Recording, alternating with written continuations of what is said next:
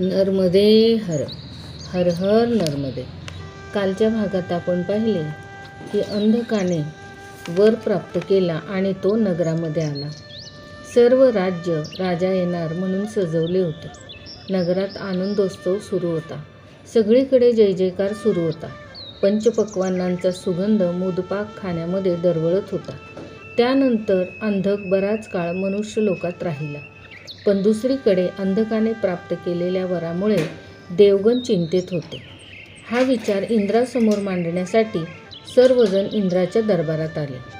त्यांची चर्चा सुरूच होती. तोवर दूतांनी संदेश आणला की मेरू पर्वत चढून एक दैत्य समूह स्वर्गात दाखल झाला आहे. अंधक थेट देव दरबारात घुसला आणि इंद्रास म्हणाला की मला आज सगळा स्वर्ग दाखव. ऐरावत, उच्चश्रवा, उर्वशी सगळे मला दाखव.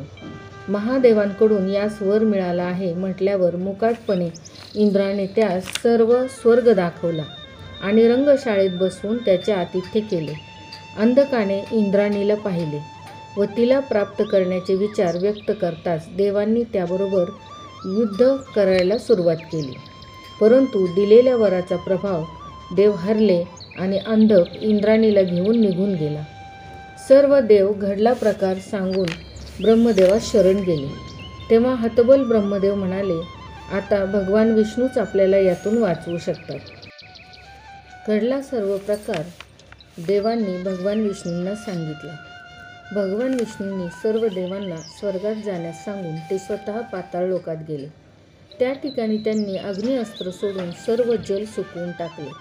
मग अंधकाने त्यावर वरुणास्त्र सोडले, पण भगवान विष्णूंनी त्यास द्वंद्व युद्धात हरवले.